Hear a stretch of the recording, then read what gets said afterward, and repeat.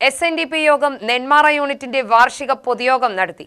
വനിതാ സംഘത്തിന്റെ വാർഷിക പൊതുയോഗവും ഇതോടനുബന്ധിച്ച് നടന്നു.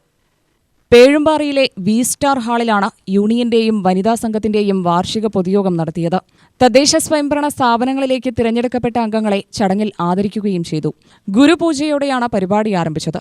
കെ പ്രേമൻ MLA ഉദ്ഘാടനം ചെയ്തു.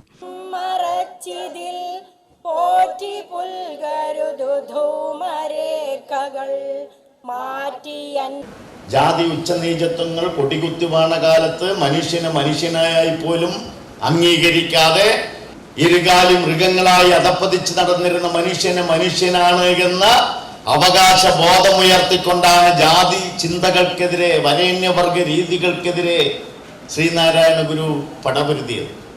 അതെല്ലാം ഇന്ന് നമ്മുടെ കേരളം അനുഭവിക്കുന്ന സമ്പത്തായി മാറി എന്ന് മാത്രമല്ല, പരിഷ്കൃത സമൂഹത്തിന്, കേരളത്തിന്, രാജ്യത്തിന് തന്നെ മാതൃകയാകാവുന്ന വിധത്തിലേക്കുള്ള മുന്നേറ്റം ഉണ്ടാക്കാൻ ശ്രീനാരായണ ഗുരു എന്ന മഹത് വ്യക്തിയുടെ ജനനം കൊണ്ട്, ജന്മം കൊണ്ട്, കർമ്മം കൊണ്ട് കേരളത്തിന് കഴിഞ്ഞു എന്ന വസ്തുത ആർക്കെങ്കിലും വിസ്മരിക്കാൻ കഴിയും. കേരളത്തിന്റെ സാമൂഹ്യ പരിഷ്കർത്താക്കളുടെ പേര് ഇനി ആര് പറയാൻ ആരംഭിച്ചാലും ആദ്യം പറയുന്ന പേര് ശ്രീനാരായണ ഗുരുവിൻ്റെത് മാത്രമായിരിക്കും, അല്ലേ? അതിനുശേഷമാണ് ബാക്കിയുള്ളവരില്ല എന്നല്ല.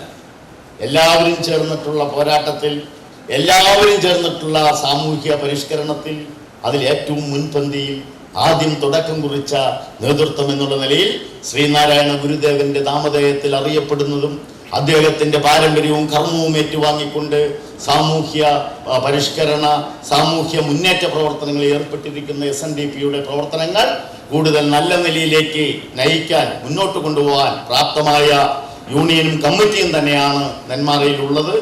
ശ്രീനാരായണ ധർമ്മ പഠന കേന്ദ്രം കോർഡിനേറ്റർ മനോജ് കുമാർ മുഖ്യപ്രഭാഷണം നടത്തിയ ചടങ്ങിൽ യൂണിയൻ പ്രസിഡന്റ് AP ബാബു അധ്യക്ഷനായി.